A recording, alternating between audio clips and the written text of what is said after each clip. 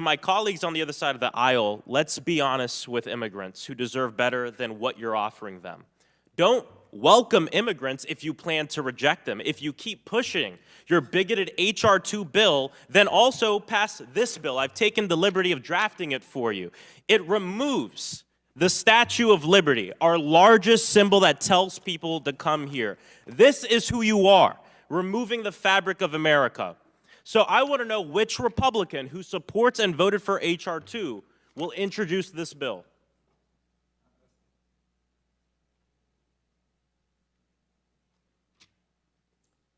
If you're going to support H.R. 2 and these bigoted measures, the least you can do is not be a damn liar. It's amazing to me that just in a few years' time, it's now considered misinformation to talk about the Nazis in Ukraine. This is an extremely concerning situation. I don't think anyone in the United States government, Americans, do not support actual Nazis or white supremacists. I know I certainly do not.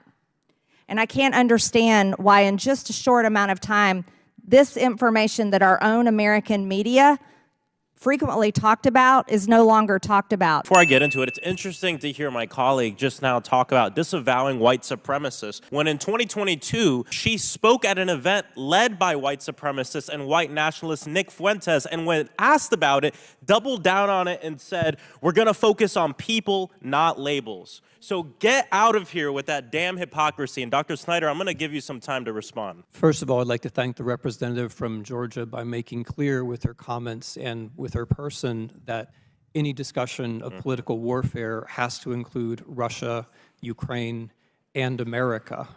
She's just demonstrated that point, I think, very powerfully. Collectively, American undocumented immigrants pay an estimated $11.64 billion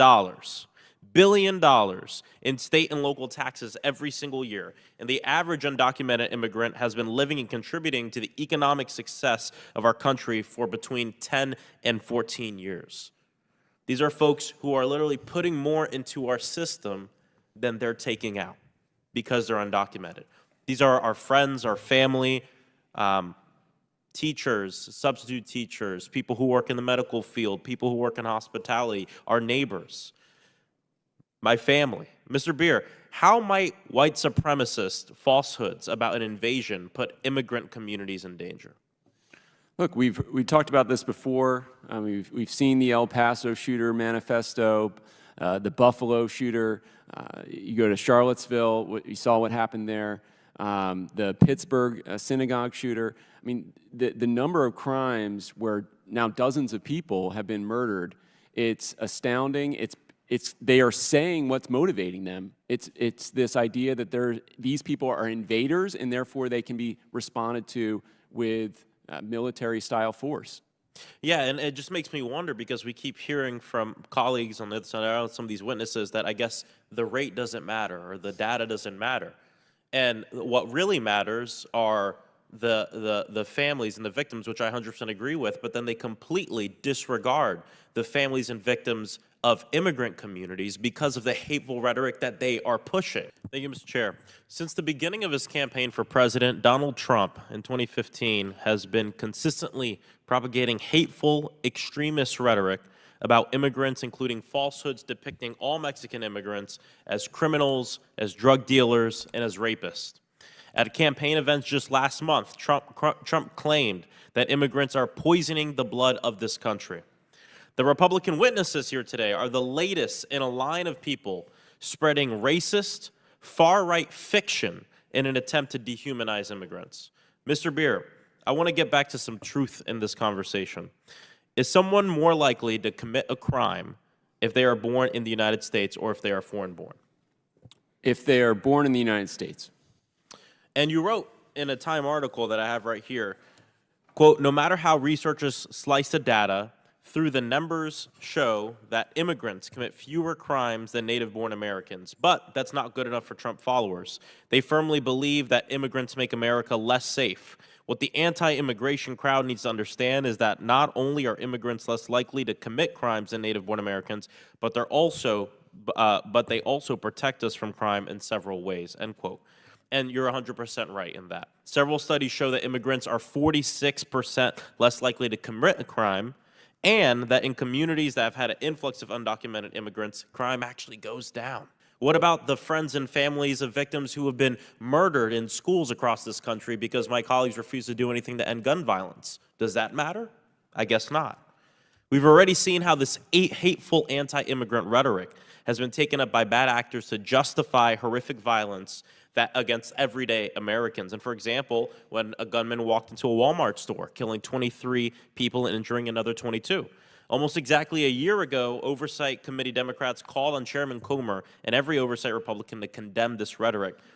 Mr. Chair, I ask unanimous consent to enter into the record a letter dated March 6, 2023 from Ranking Member Raskin to Chairman Comer, yet again inviting you to condemn white nationalism and white supremacy in all forms, including the Great Replacement theory. Thank you, Mr. Chairman. So, since Republican politicians have no plan to address the real issues of this country, low wages, high prices, etc., their leaders at the highest levels have dipped into the fascist playbook to blame communities and to blame minorities and to blame immigrants for the issues that Americans are facing.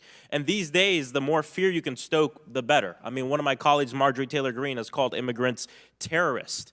And many on the right take their cues from their top leader, former President Donald Trump. From 2015 to just this past Monday night in Iowa, he has used fear and racism to spread false narratives. He said that immigrants are, quote, poisoning the blood of our country, end quote, echoing the same language used by Hitler to describe Jewish people. Mr. Beer, why is it grossly incorrect to paint immigrants as criminals, and why is this rhetoric not only false, but dangerous? Look, U.S. Census Bureau data is quite clear. Immigrants are about half as likely to be incarcerated in the United States as others. If you look at the illegal immigrant population as we have at the Cato Institute, it's, again, it's about 30% less. And that includes all the people that we're putting in cages just because they're immigrants. So it's not true that they're more likely to end up in our criminal justice system, burdening our courts and our police. And also, if you look at area studies that look at what happens to crime rates when an infusion of immigrants comes in, we've seen during the 1990s, especially when you had this huge wave, far exceeding anything that's happened recently, of immigrants come into major cities, there was this rebirth in the economy in those areas. They started businesses, they rejuvenated the communities, filled vacant housing, and that brought crime rates down as well. So there are multiple mechanisms by which immigrants reduce crime and make for a more secure community. Of course. Thank you. Mr. Beer, are you familiar with stochastic terrorism? Stochastic terrorism is to provoke random acts of ideological motivated violence that are statistically predictable. Last year, a gunman murdered 23 people and injured another 22 in El Paso, Texas, using the same rhetoric of invasion and the Great Replacement theory that we hear from Donald Trump and many leaders on the right. Mr. Beer, what's the point of stoking this type of hate towards immigrants? Look, there's only two reasons why you use the word invasion. The first is you want to justify violence against them. Otherwise, you'd say it's a violation of the law, it's illegal, you want a law enforcement response. Invasion calls for a military violent response to these people. The second reason is to invoke invasion under the constitutional clauses in which that is used. There's two. One, states can respond to an invasion unilaterally.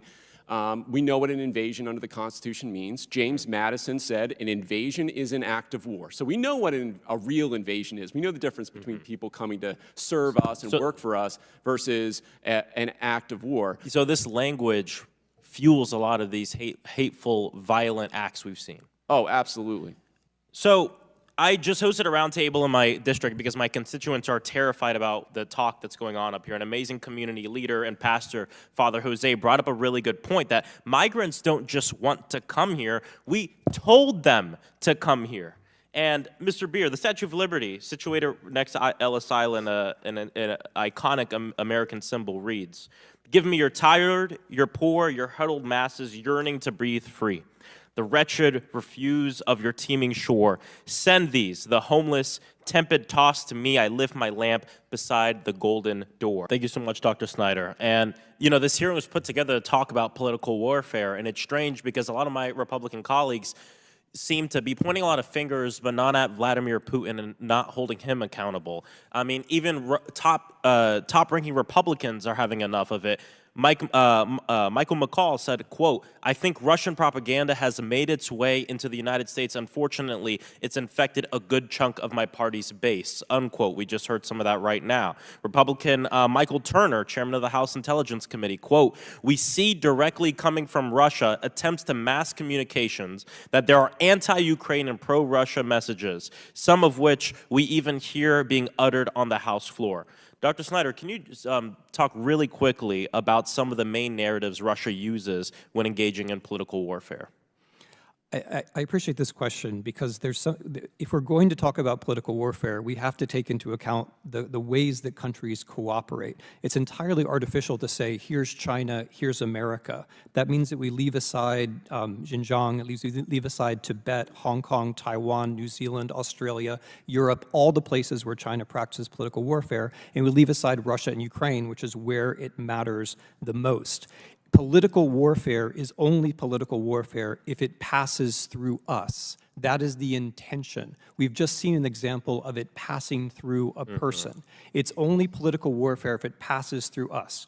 What the Russians and the Chinese imitating the Russians try to do is to convince us that our system is no better than theirs, there's no point in voting, and we should support, if we support anyone at all, the person who's most likely to bring our system down. That's the point. I really appreciate you bringing up the fact that it has to pass through us, because we just heard it here from my colleague, and here's another tweet from the same colleague saying, "Anyone who votes to fund Ukraine is funding the most corrupt money scheme of any foreign war in our country's history." And if you look at where this is from the Strategic Culture Foundation, an online journal run by a Russian intelligence service that has been sanctioned by the U.S. Treasury Department for election interference.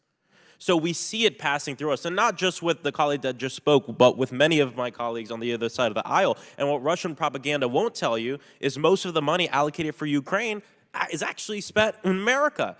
90% of it going to Americans. And so are these American companies that support Ukraine, are these allegations based on evidence, Dr. Snyder? And if not, where do these allegations against President Zelensky and his cabinet come from? First of all, U.S. weapons are being used extremely efficiently on the Ukrainian battlefield. They're being audited in practice. Secondly, there is an American institution which does audit the way that is expended. Third of all, you're quite right. What the allocation of usually weapons that are about to be decommissioned anyway to Ukraine means is that we spend more on modern weapons inside the United States, which is why the defense industry is generally in favor of it. This trope of Ukraine being corrupt with respect to the weapons comes from a handful of Russian sources. There is no reason to think it. They're fighting for their lives. They're doing very well. Yeah, thank you so much. We've got to let that sink in. We have members of the United States Congress